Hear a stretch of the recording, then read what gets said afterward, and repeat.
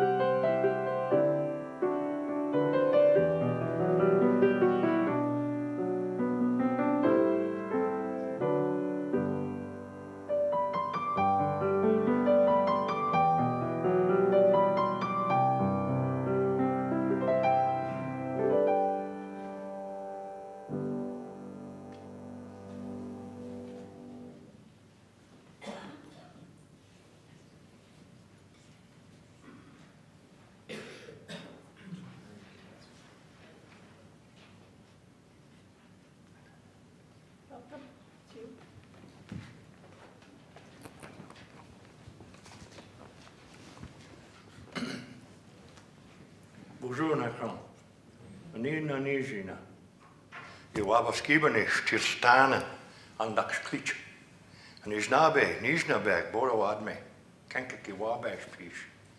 I said to you, hello, my relatives, how are you today? Good. What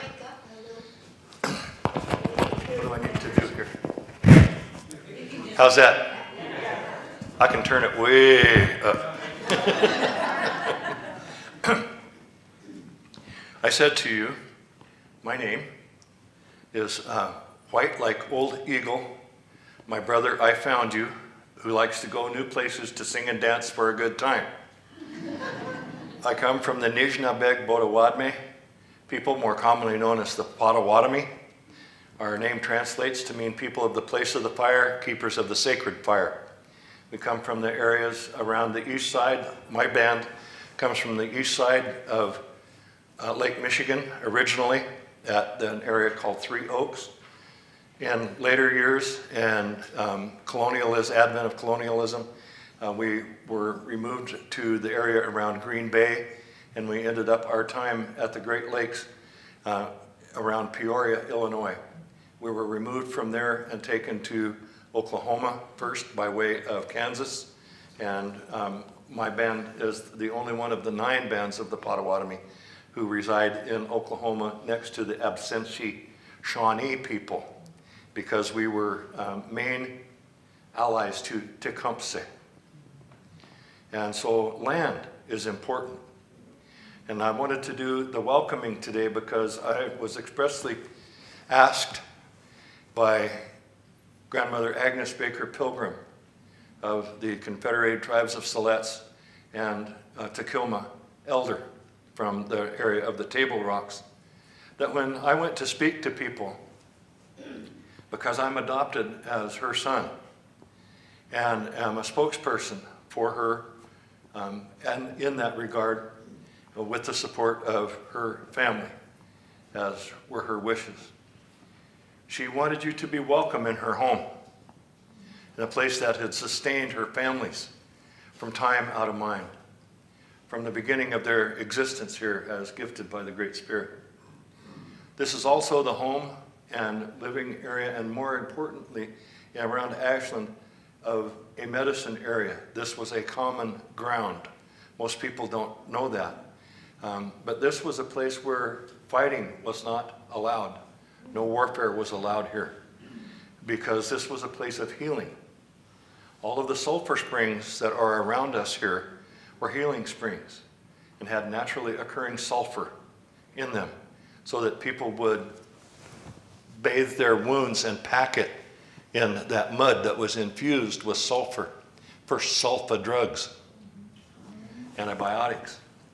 And not everybody made it when they would come to the springs for doctoring. And so these hills are full of the bones of our ancestors and her ancestors. Me being from the Great Lakes, I'm also a guest in her country. Even though I was born and raised here, I'm still considered a guest, and I'm supposed to follow the ways of the people in the place in which I live and reside. So please be welcome.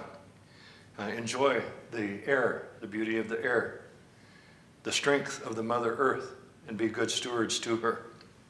Remember to give thanks to the air, the land, the fire,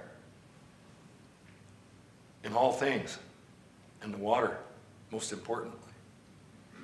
To take care of it, to enjoy yourselves, have a good time, and as the people always tried to do, take care of one another. And give respect to the lands in the way of stewardship and remembrance. One of the main things that she wanted to see happen in her lifetime, and it never occurred, although we tried many times, she wanted the dead taken off of Indian Memorial Road. Yes. I tried 4 times in my capacity at Southern Oregon University, and we were never allowed to hardly get past the county commissioners. It was historical. Well, there's a history that predates the name of that road that goes back quite a very long time, and perhaps should be recognized as the primary elder voice of the land. So welcome. Enjoy your time here. I'm very, very pleased and honored to be here. And I'm very pleased and honored to represent her and her people at this gathering. This was also a place where the Shasta people came, the Cow Creek Umpqua. People even traveled here from as far away as Coquille for doctoring and for trade. The Karuks came here, the Dakubadidi, the upper and lower Dakubadidi, the people of the Applegate River Valley. This was a major, major trading site as well as a healing site. So welcome in the sense of family, an extended family, and of brother and sisterhood.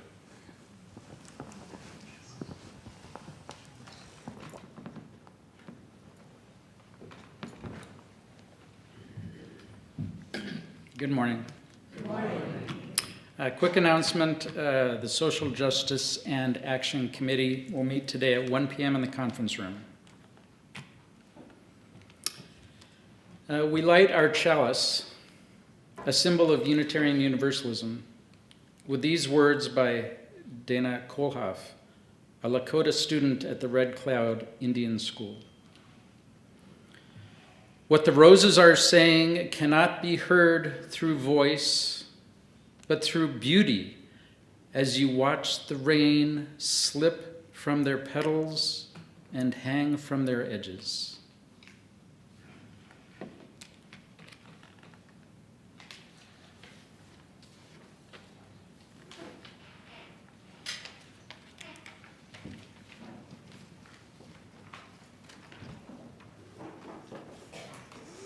Good morning. Please rise in body or in spirit and join me in singing from the Gray Hymnal number 174. A little bit of warning about this song. Usually we sing songs that are uplifting or gentle. This particular piece, I'm not sure, has been sung in this community before at all, perhaps maybe once or twice. It was originally written, as you can see, the text at the bottom, words by John Andrew Story. That little chalice next to it means that he was a Unitarian. And so whenever you see a hymn, you can tell whether the composer or the lyricist was a Unitarian. John Andrew Story was a Unitarian minister, and he was very prolific as both an author of poems and of text. He wrote this, we think, sometime around 1960. You will notice that when you sing it, it's not very cheerful. It's not very nice. It tells about what we've done to the earth, and what terrifies me is that it was pretty obvious to some people in 1960 that we were really messing up and we haven't improved at all. So because it's so new, Jen is going to play it for you so we can all hear it. From the top. Gives you a chance to read the words.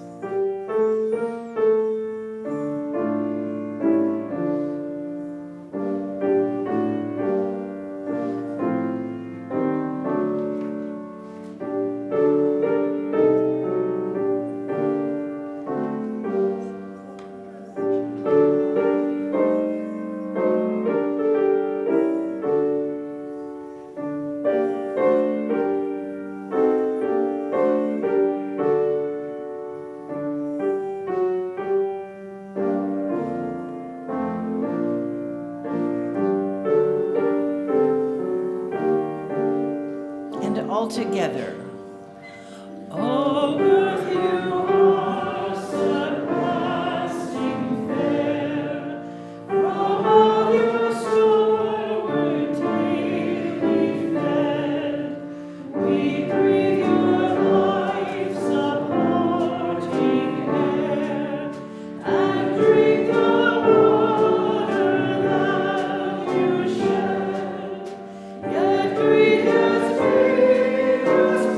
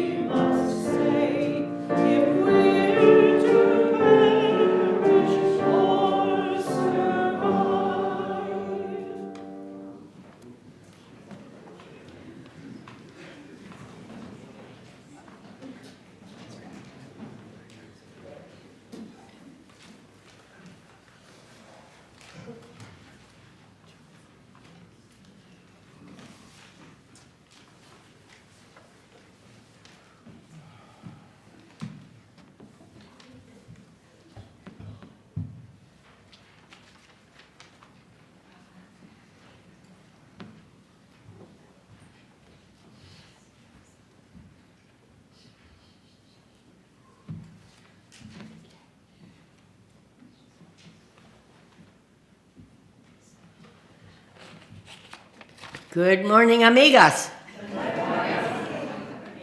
My name is Carola Lacey, and I would like to share a few of my thoughts on peace with you. Peace is a multifaceted jewel that humankind has sought for millennia. Building up behind peace are thoughts of goodwill, kindness, love, and love toward others. We give and receive these blessings daily in our encounters with each other. It seems to me that the biggest obstacle to achieving peace is that most people around the world lack the basic needs for food, clothing, and shelter. I could not feel peaceful if my basic needs were unmet. Another obstacle to achieving peace is our nation's, as a whole, glorification of war. Spending billions annually for war robs our nation's ability to provide for basic needs for everyone. So in despair, people turn to various addictions to relieve their pain. Are you still with me? Good. A crucial first step, of course, toward peace is to reduce military spending. Ultimately, I think that it will take a rise in the level of consciousness for us to gain a state of peace. I do believe in miracles. If such a miracle were to happen, a rise in human consciousness, wonderful changes could happen. For example, the U.S., we could elect representatives who value people over profits. I'm going to shift now to some thoughts from France and Pakistan.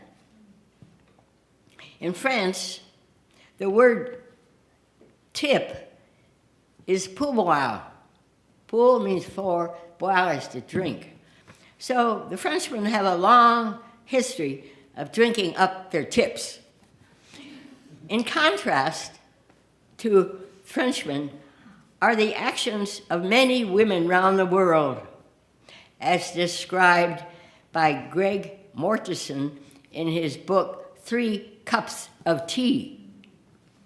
He tells how many women scrounge away pennies to put it away for their children's schooling. They know the value of education. Mortensen claims that until girls are educated, society will not change. Thank you.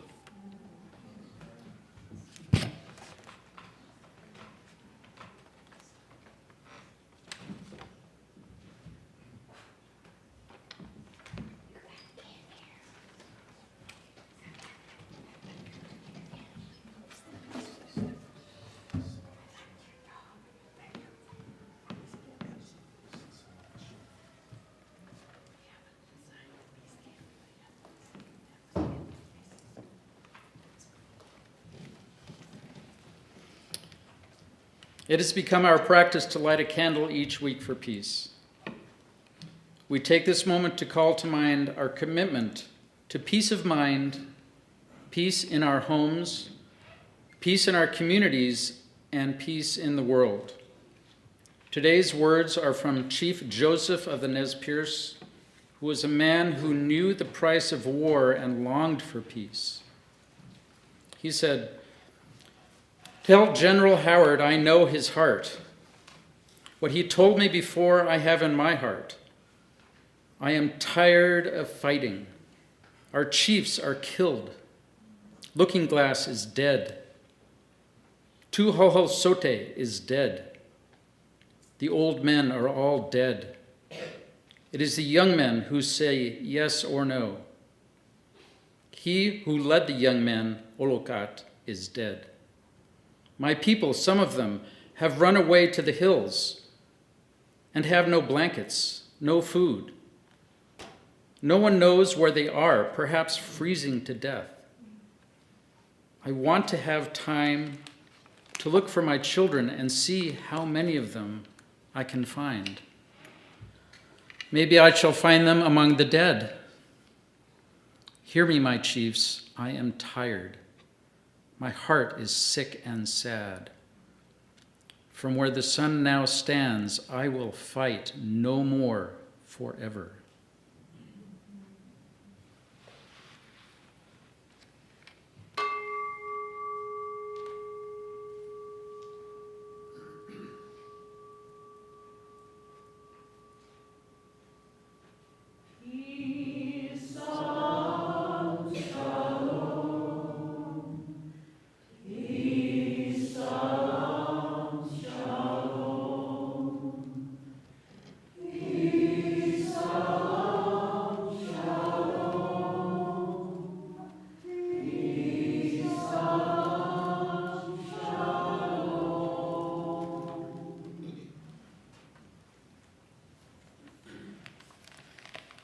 The story today is from the book How Rabbit Tricked Otter and Other Cherokee Trickster Stories by Gail Ross and illustrated by Merv Jacob.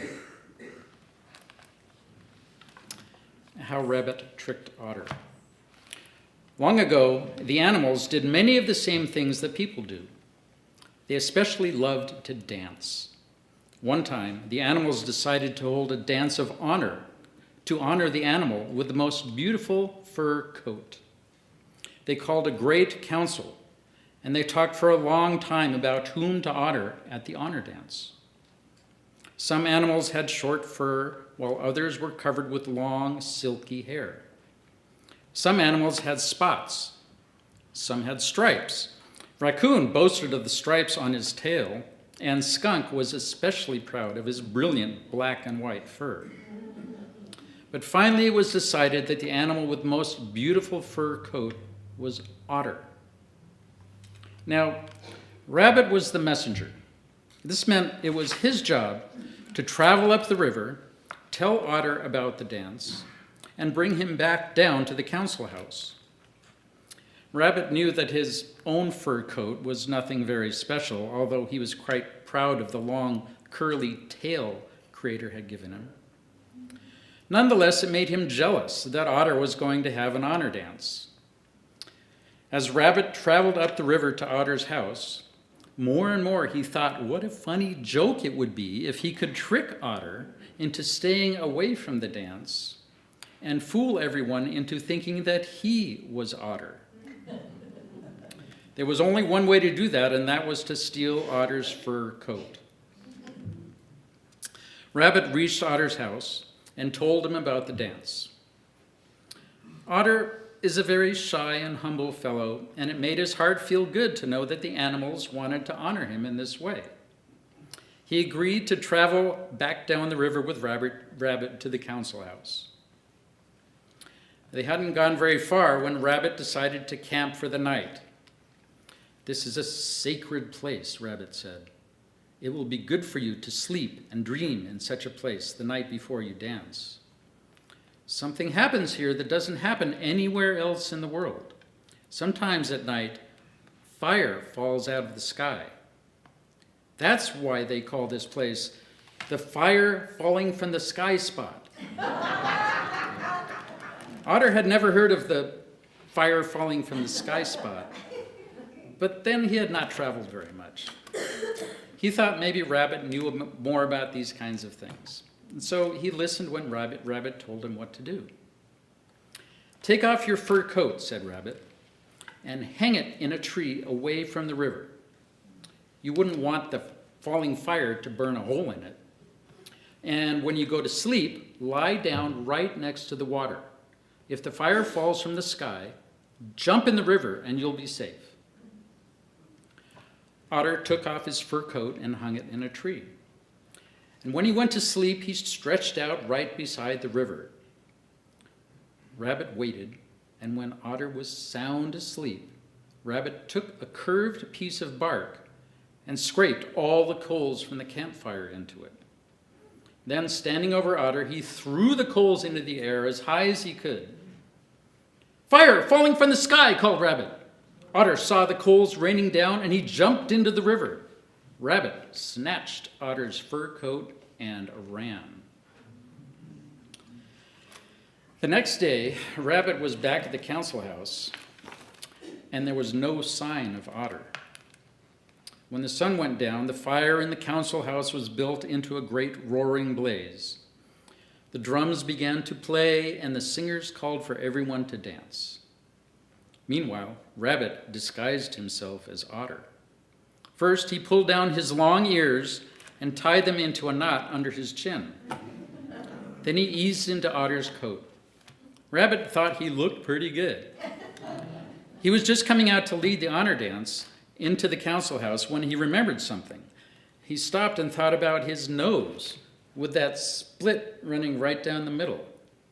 If the animals saw Rabbit's nose, they would know he wasn't Otter. So Rabbit put one paw over his nose, and that's how he danced all night long. When anyone asked him what he was doing, Rabbit just said, "This is the latest dance." And since everyone had gathered to honor Otter, they respected his strange dance, and pretty soon all the animals were dancing with one paw over their noses. Except for Bear. Bear was a good friend of Otter's, and all evening the idea grew in Bear's mind that this was not his friend. So, when Bear saw his chance, he danced over to Rabbit and knocked that paw away. Everyone saw Rabbit's split nose, and with one voice they screamed, "Rabbit!" Rabbit threw Otter's coat down and ran, but Bear was so angry that Rabbit would play such a mean trick on Otter that when Rabbit dashed by, Bear reached out with his great paw and snatched Rabbit's long curly tail right off. The other animals took Otter's coat and began traveling up the river to look for him. They found Otter coming toward the council house, and he was glad to get his coat back.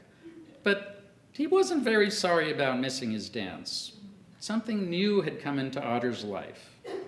Until Rabbit had tricked him into jumping into the river, Otter had never been swimming, and he discovered that he liked it better than anything else.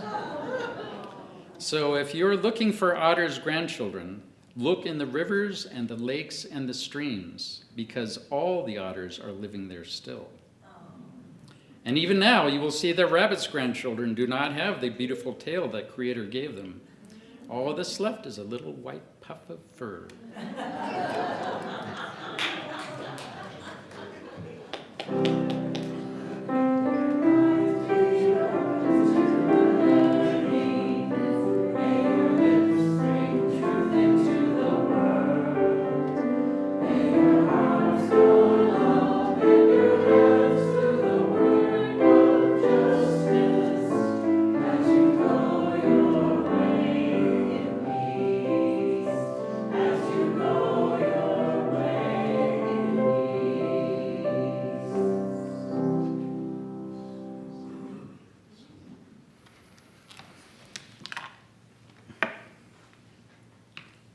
These are words by Chief Seattle. Teach your children what we have taught our children, that the earth is our mother. Whatever befalls the earth befalls the children of the earth. If we spit upon the ground, we spit upon ourselves. This we know. The earth does not belong to us, we belong to the earth. One thing we know, which the white man may discover, our God is the same God. You may think now that you own him, as you wish to own our land, but you cannot. He is the God of all people, and compassion is equal for all. This earth is precious to God, and to harm the earth is to heap contempt upon the Creator. So love it as we have loved it. Care for it as we have cared for it. And with all your mind and with all your heart, preserve it for our children, and love as God loves us all.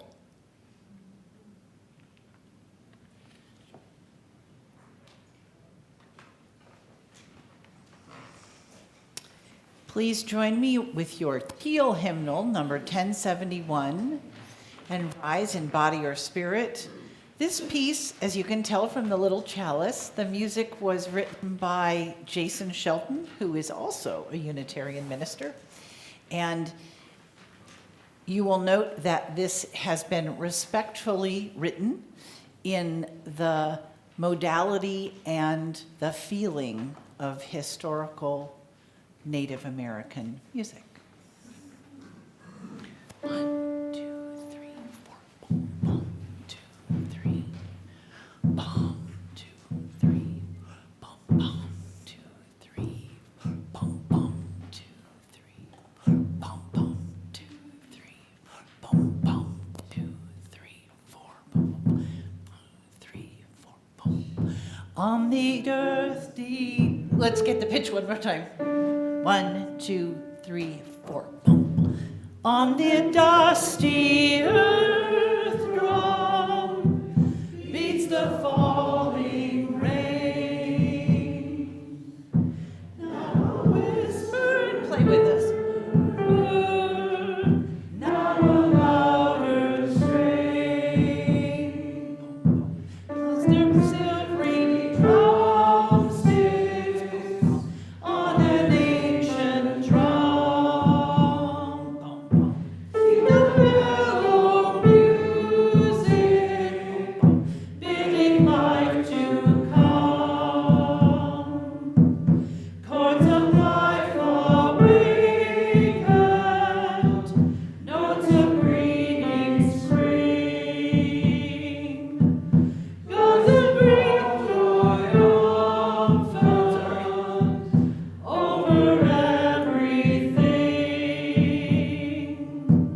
Slender silvery drumsticks beat the long tattoo. God will bring musician, calling life anew.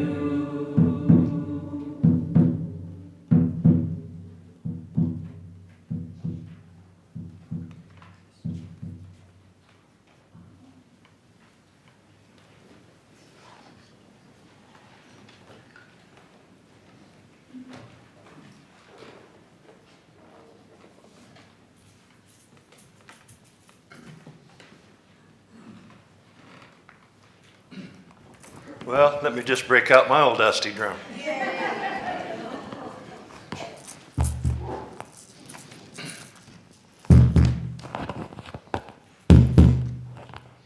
In the Indian world, a lot of our drum beats are like this. So if you have 11, 12 people sitting on the drum and they've never drummed before, they've never learned what rhythm is, what a sound is, what a beat is. So one will be going off over here, one will be going over here, one will be going here, so you get kind of a thing. We call it a raindrop drum. Because they're learning like raindrops falling on a drum head. So that song, both of these songs, I'd never heard them before today. Both of them impacted me. The words that they carry are exactly the words that I intend to talk about today. And I wanted to sing you a song of our traditional world. This song comes from the Squamish people of Washington State, from a drum group called the Skagit Valley Singers. And one of the ECOS award winners maybe about 8 years ago for the work that had been done on the ecology. His name is Kevin Paul. And this song came from his uncles and his grandfather on a journey that he made to Alaska to visit his wife's people in the village of Mentasta. During the time that he was there, our drum keeper's house burned, and our big powwow drum burned with it. He had given us this song 3 days before the fire happened. And he said that his elders had told him to take us that song because they had met us in years previous in Anchorage. And he said, this song, he said, it's called a good heart song. And he said, you sing it to help the people in the audience to have a good heart, to balance everything, to make a good atmosphere. And so when that fire, and he said, they said that you're going to need this song real soon. 3 days later, we needed that song very badly. To have your drum burn is a sorrowful thing.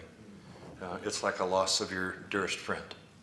So I'm just going to sing 2 verses of this, and then I'll speak with you.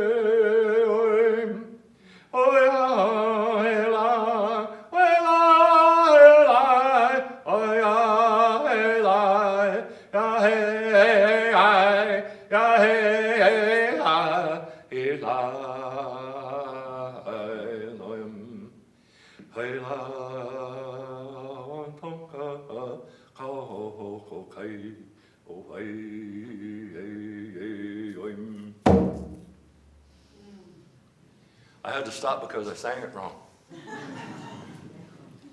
That's serious business in our world when it's a prayer song. There's a reason for it. And I took the drum away because the drum is the heartbeat of Mother Earth. It's the heartbeat of all life, everything that lives. Follows the same life cycle. We're all born, we all grow, we mature, we wither, and we return. There's no difference in that life cycle in any of the part of the creation that lives. We all breathe the air. We all need the land. It provides us our food and our nourishment from Mother Earth. We all need the water. We have to have the fire because of the fire that burns us within us. When I introduced myself, I said, Anin Nanijina. What that translates to mean is that I see your light, my relatives. The light within that's bestowed upon us when we're created. That light of life. In the last few days, I had to ask permission from my extended family in Alaska if I could come today. Because our niece passed away from a fentanyl overdose on Thursday in Anchorage.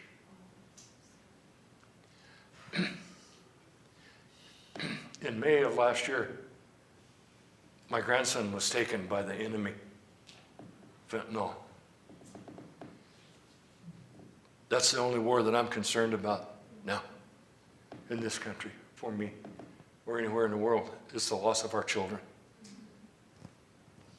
And so the Spirit reminded me of who I am and what I'm supposed to do with the ability to speak the words that I ask for, to be in the right place in the right way at the right time, so that it creates no further harm, but only to the good for the people and all our relations. You notice it doesn't say anything about the color of the skin of the people. We all follow that same life cycle. Red, yellow, black, and white.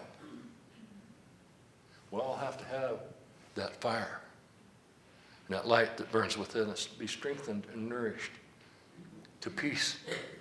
Our people say the eighth and final fire has been lit, and it's our choice now. We either have to make the commitment to make a change in what we do to the earth, or she's going to take us out. She won't allow us to destroy her, as she should not.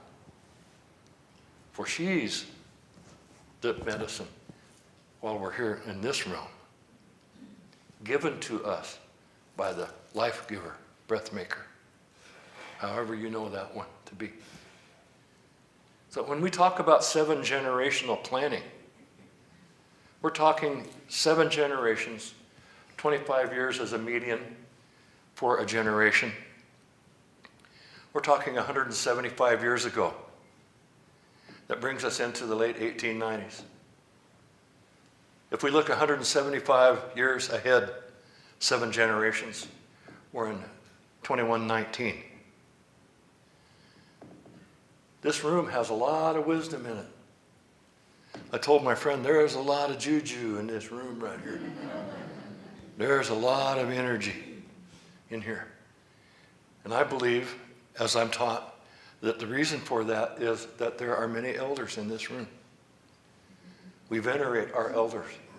They're held in the highest regard. They're the ones that have achieved long life. And we have an elder here that's at 100 years old, 101. Isn't that incredible? It's my honor to meet you today, man. 101. 101. You don't get that opportunity every day. So this is a blessing. Thank you for being here today and your good words. There's a lot of wisdom to listen for. We try to teach our young people. Can I ask you? I used to be able to do this without writing down cheat notes, but I can't anymore. Too many words, too many finals, midterms, term papers. 38 years I was a classroom teacher. I just want to mention that because when I was preparing for today, they told me, okay, you got 20 minutes.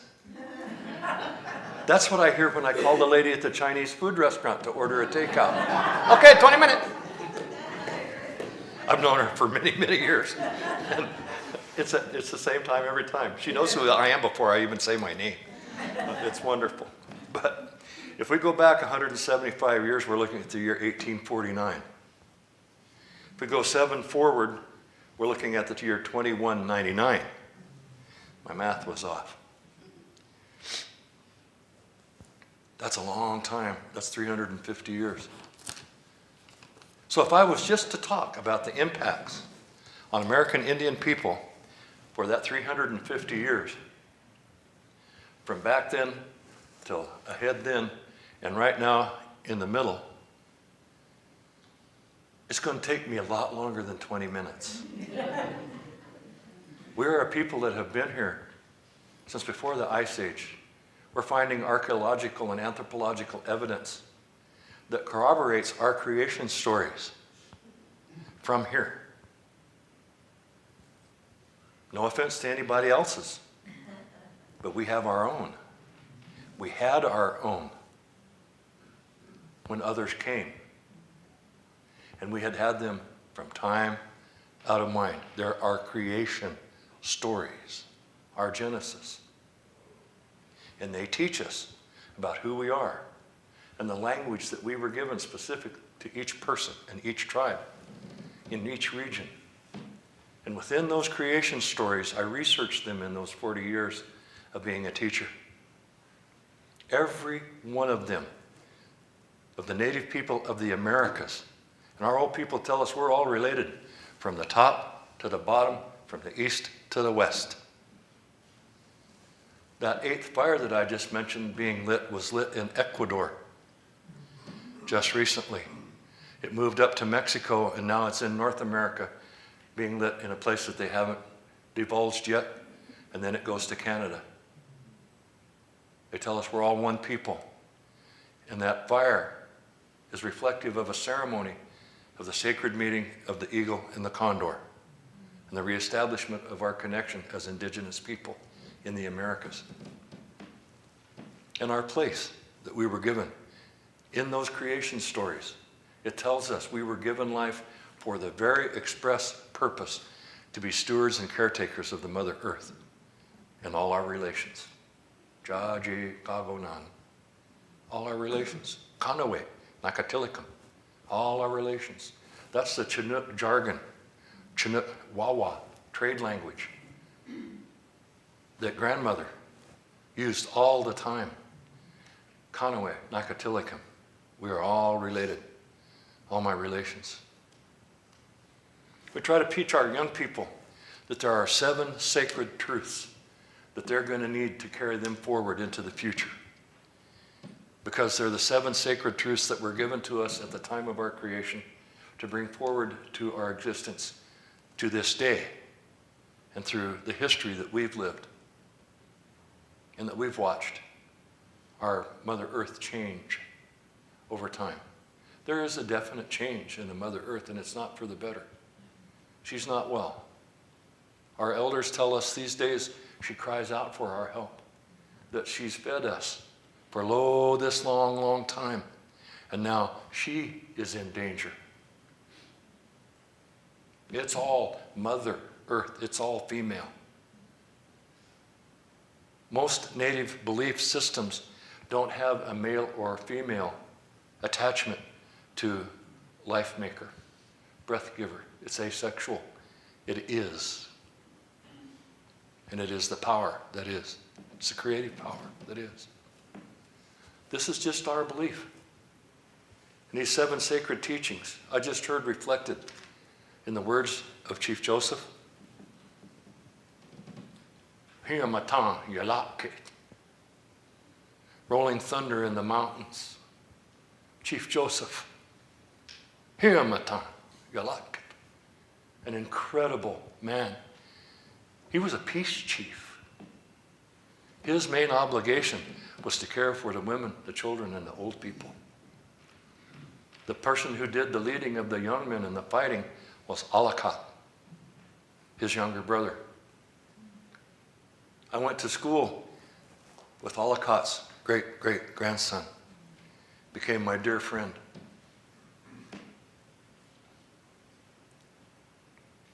And I know that history of the Nemipu people. Their teachings are exactly the same as ours. 7 sacred teachings. Love, respect, honesty, courage, wisdom, truth, and humility. When you stop to ponder on those and to think about those 7 words, those 7 sacred teachings, there's a lot that goes with the one word. And it takes way longer than 20 minutes. So I would like to suggest in future, this is the 2nd Universal Unitarian church service that I've spoken to. I've been in Episcopal churches. I've been in Catholic churches. We had a pipe ceremony and a drum ceremony in the main Catholic church in Anchorage, Alaska, and the pipe ceremony was led by the bishop of the state of Alaska. He was a full-blood American Indian. That got quite a surprise out of the congregation, that pipe would be lit and the songs would be sung inside the church.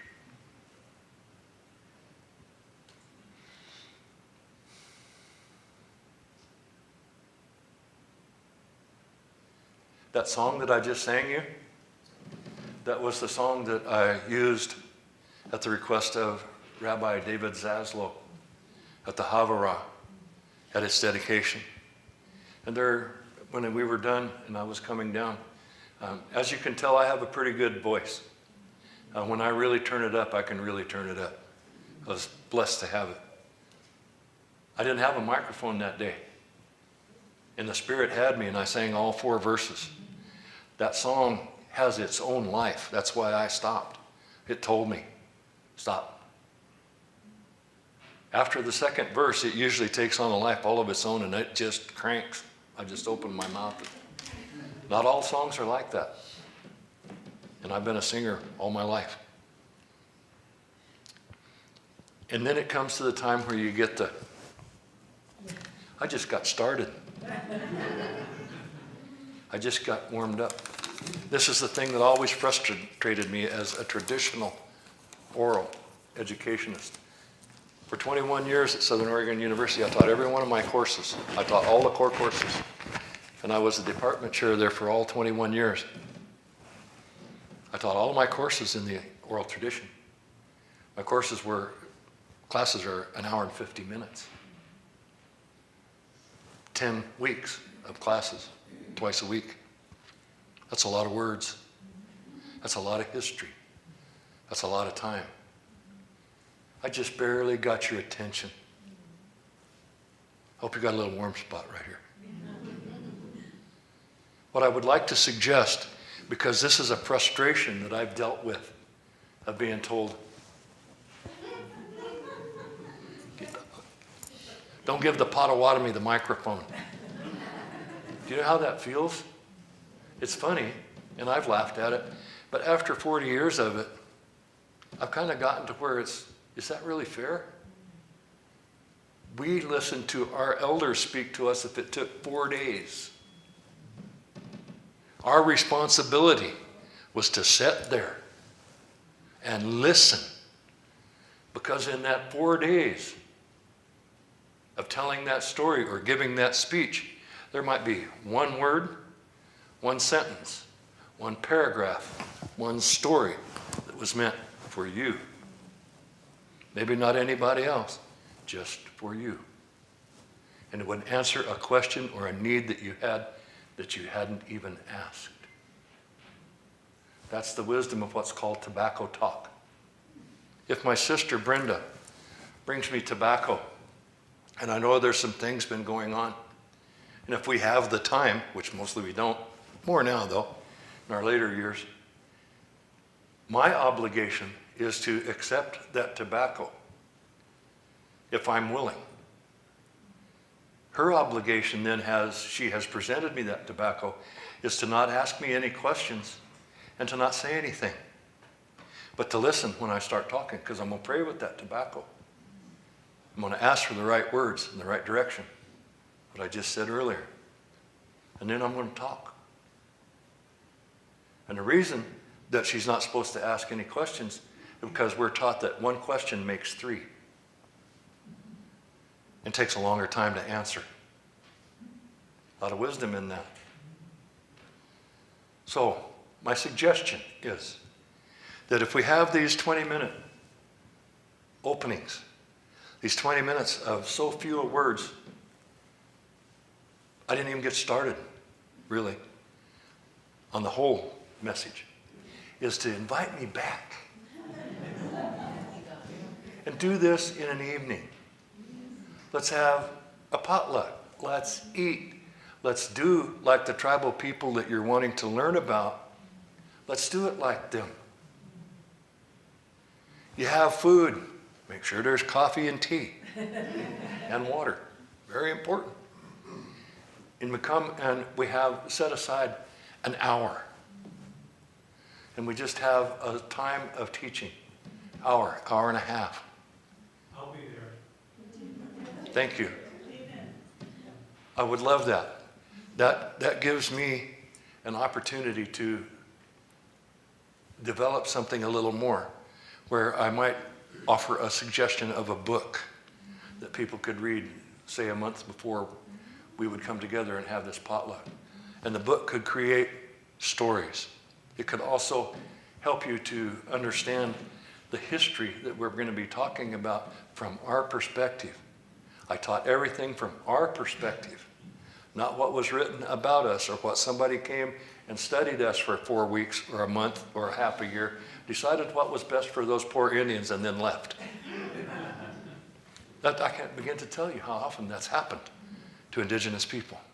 And I'm going to stop now because I know it's time, but I appreciate the time.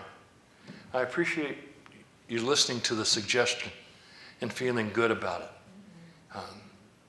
Because it used to just hurt my feelings and I'd just go away and not say anything. But I'm old enough now, I'm done with all of that. I'm going to say something. And so, thank you all very much.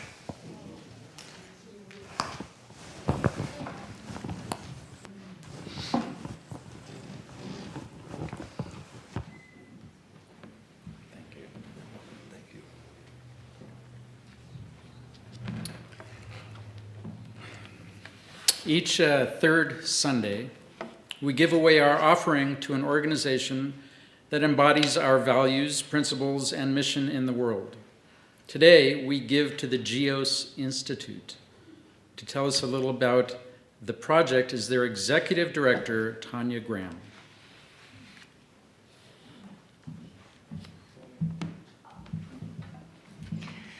Thank you. It is a powerful conversation happening here this morning, and thank you so much for welcoming me and for giving me this opportunity to share a bit of what we do at the GEOS Institute. The first song we sang together this morning really speaks to why the GEOS Institute exists.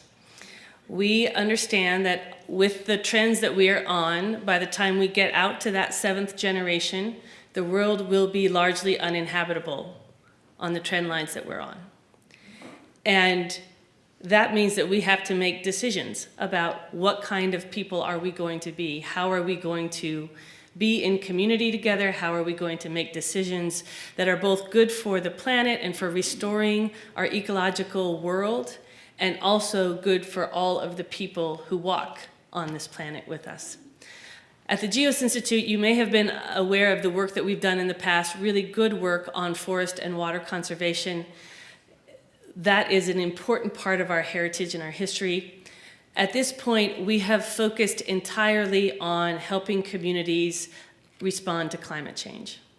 And when I say respond, it's both protecting their people, protecting their nature, but also reimagining their relationship with energy so that we can all live in better balance. What we understand is that many of the people, many of the communities in our country and around the world that had the very least to do with creating the climate crisis are on the front lines of the impacts of it. And because of that, the GEOS Institute focuses our work on communities that are small to mid-sized or under-resourced, those that are disadvantaged and don't have the ability to simply go get someone to help them deal with their climate work. What that looks like in a day-to-day basis is that we are building Climate Ready America. It is a nationwide system of climate support services in every state, so that when a community decides that it needs to do its climate work, it can get the help it needs to build ecologically sustainable and socially equitable solutions, regardless of its size, its location, or its wealth. We have navigators working in 4 southeastern states right now, and our first Climate Innovation Center starting in Georgia. We will get to Oregon, but Oregon's already got some good things happening here. So thank you so much for giving me this opportunity. We do have a need for some assistance with media relations, so if anyone out here has a history in that, please talk with me. But we do this work because people need this help. We get on a call. I've been on calls with a variety of people in places like West Virginia and Wyoming, and they are doing this work all by themselves. And when they hear that we have come to help and support them, not to overtake what they're doing, but to strengthen what they're doing, they are so relieved and grateful. And so we keep going. Thank you.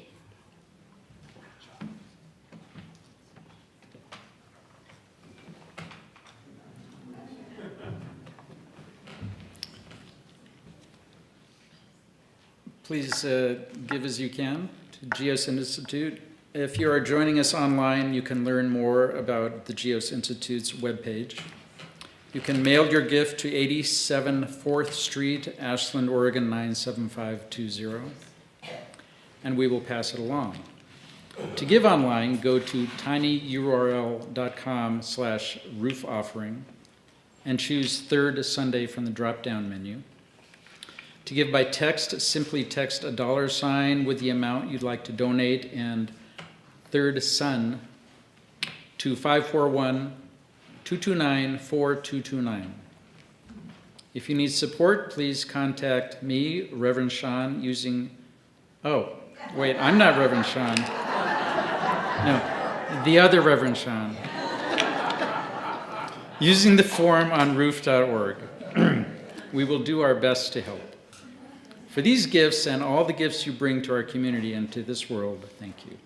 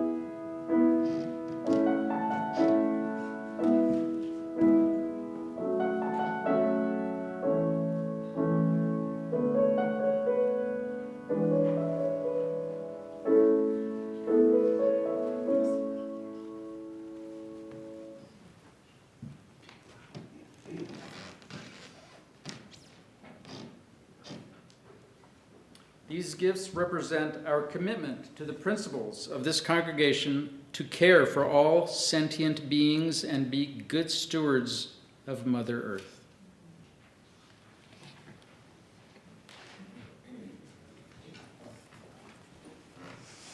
And with that thought in mind, please join me. Your teal hymnal number 1068. Rise in body or spirit and sing with me. Jen has a little bit of an introduction, and then we'll all kick in.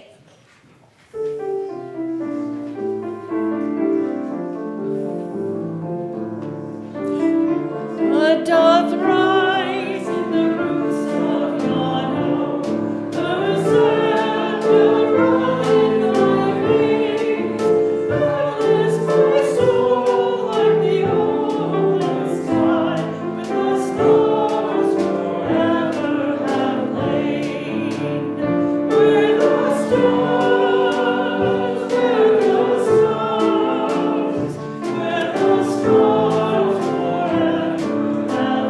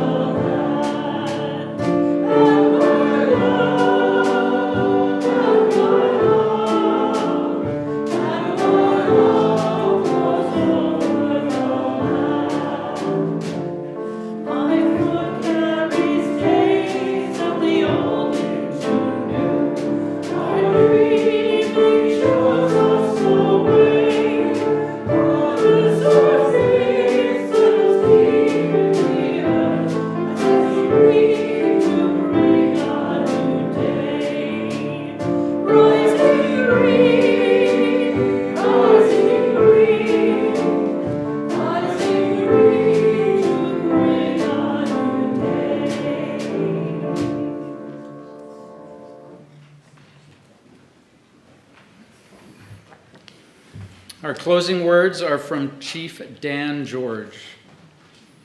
May the stars carry your sadness away. May the flowers fill your heart with beauty. May hope forever wipe away your tears, and above all, may silence make you strong.